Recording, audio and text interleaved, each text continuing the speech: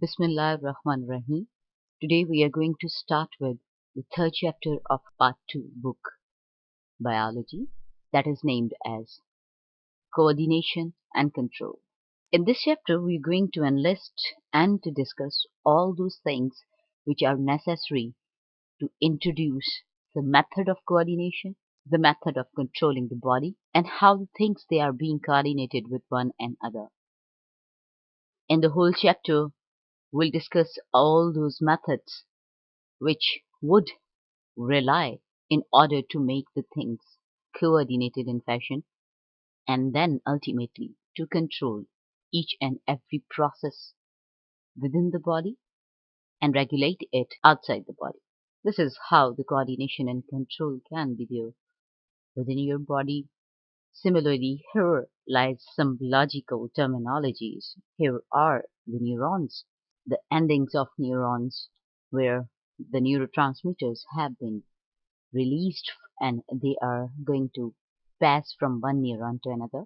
This is the title page of that of coordination and control, and then we will start the first thing of this chapter, that is the contents. First of all, we'll enlist all the contents of whole chapter. Afterwards, we'll list the contents lesson wise.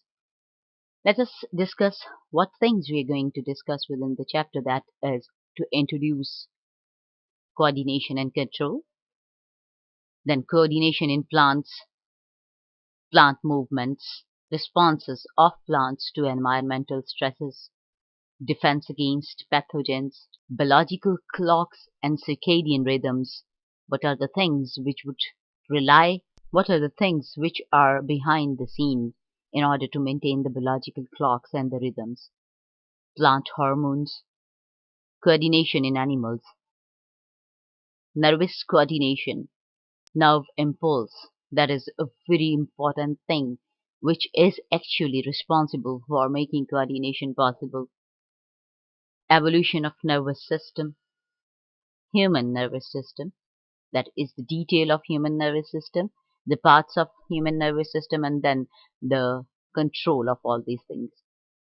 Chemical coordination, that is the coordination through chemicals or hormones. Comparison of nervous coordination and chemical coordination, and then the behavior.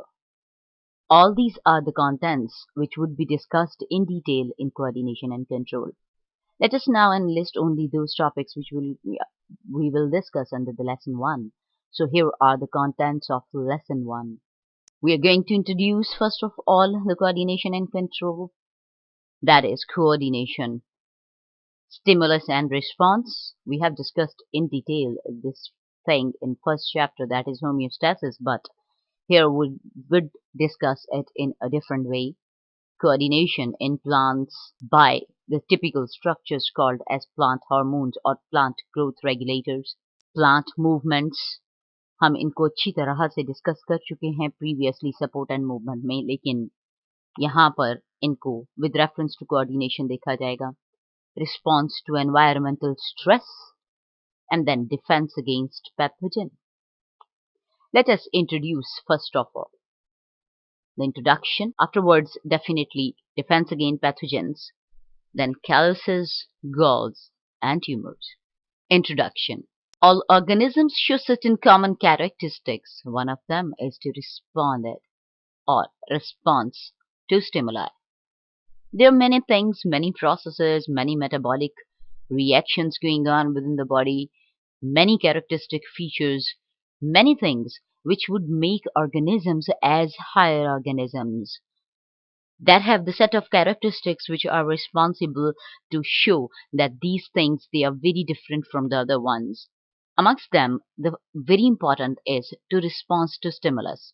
Wherever we are discussing the stimulus, that is any change coming from outside environment, and there would be a response against the stimulus. These stimuli or the changes, they can be internal or external depending upon situation. जिस्म के अंदर से अगर कोई change आ रही है तो जिस्म उसे कैसे रिएक्ट करता है, या फिर अगर बाहर से चेंज आ रही है तो वो एक्सटर्नल स्टिमुलस कहलाएगी, और उसकी ऑर्गेनाइजेशन के हिसाब से डिफरेंट कैटेगरीज हो सकती हैं. For example molecular level, subcellular level, then to cellular or to organismic level, to which the organism respond.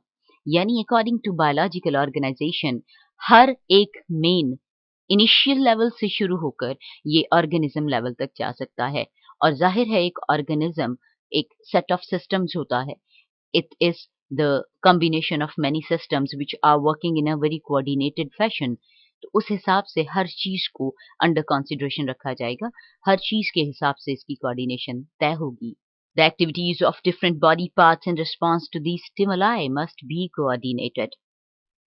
हम एक इब्तदा कर रहे हैं इस चैप्टर के टाइटल की, that is coordination and then control. अब चूंकि हम हायर ऑर्गेनिजम्स होने की वजह से बहुत सारे सिस्टम्स से मिलकर बने हैं, तो हमारे सिस्टम्स को एक दूसरे के साथ मिलकर काम करना है, उनके रिस्पॉन्सेस को एक दूसरे के साथ कोऑर्डिनेशन में रहना है।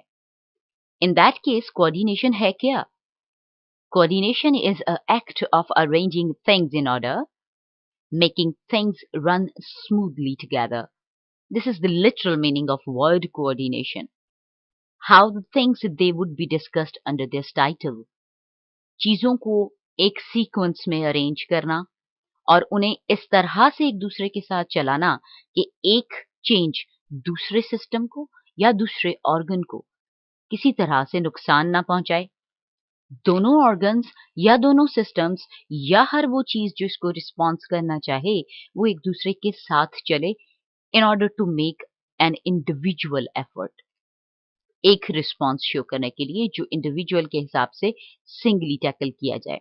It is very necessary for any organism to survive. इसके बगैर सर्वाइवल वैल्यू बहुत कम हो जाती है। यही वो तरीका है जिसके तहत हायर ऑर्गेनिजम्स जिनमें डिवीजन ऑफ लेबर होती है वो अपने हर काम को उसकी जगह पर रखते हैं और उनके हर system although they are very different from one another, but they are behaving as a unit. Stimulus and response. A stimulus, that is any change coming from outside, it would be received by receptors, any organ or a muscle. The thing would be carried by sensory neurons, जो असल में coordination के सबसे बड़े जराए हैं, nervous system का हिस्सा हैं. The structural and functional unit of nervous system are neurons. वो सेंट्रल नर्वस सिस्टम तक उसको पास करेंगे and by central nervous system we meant by the brain and the spinal cord in higher organism that is really necessary in order to coordinate things together. Then relay neurons जिन्हें हम intermediate neurons भी कहते हैं, जो एक जगह से दूसरी जगह तक चीज पहुंचाने के लिए राब्ता बनाते हैं।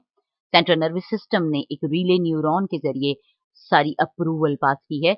Afterwards there is a motor neuron involve that is to take information from central nervous system to the effectors. तो effectors यहाँ पर कोई भी चीज हो सकते हैं, maybe glands or muscles. हर उस चीज को जिस पर जाकर अफेक्ट शो किया जाएगा, जो चेंज आया उसके सिलसिले में जो रिस्पॉन्स दिया जाएगा उसे अफेक्टर डील करेगा और अल्टीमेटली एक स्टिमुलस से एक रिस्पॉन्स पैदा होगा। इसके बीच में ये सारा स्ट्रक्चर आता है।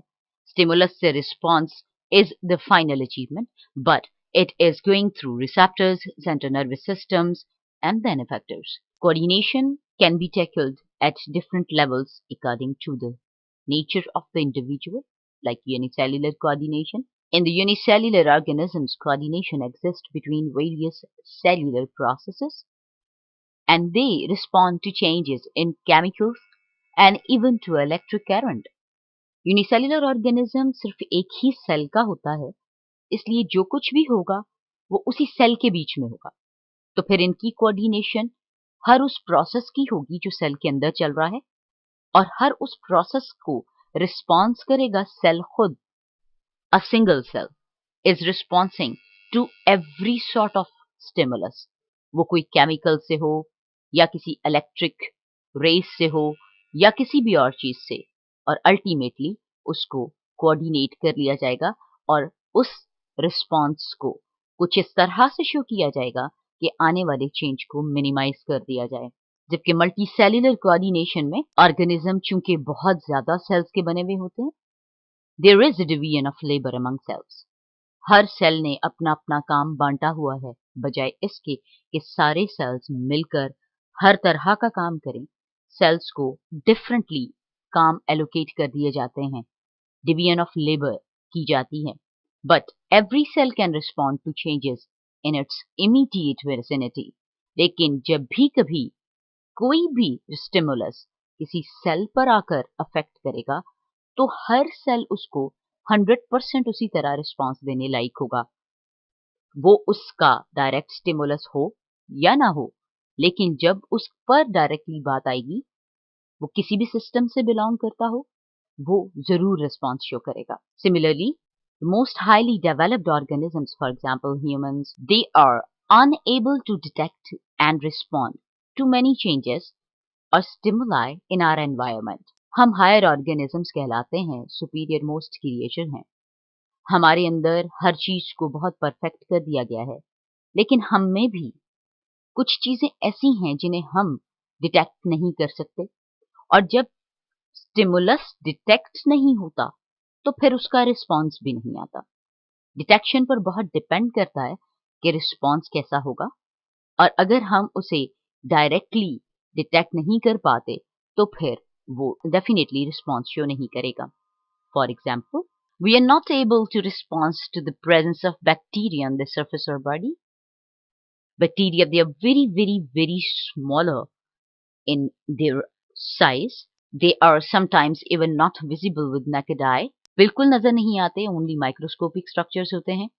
तो फिर जब वो इतने लाइट वेटेड हैं, तो जब वो हमारी बॉडी पर मौजूद होंगे, हम उनकी प्रेजेंस को डिटेक्ट नहीं कर सकते, because our sensory cells do not detect their presence. क्योंकि हमारे सेंसरी सेल्स एक इतने लाइट वेट स्टिमुलस को या उनकी प्रेजेंस को डिटेक्ट ही नहीं कर सकते। और जब तक वो डिटेक्ट नहीं करेंगे तब तक हम उसको रिस्पॉन्स शो नहीं कर सकते। Similarly, some of our internal body cells do respond and produce chemicals और phagocyte them to destroy them.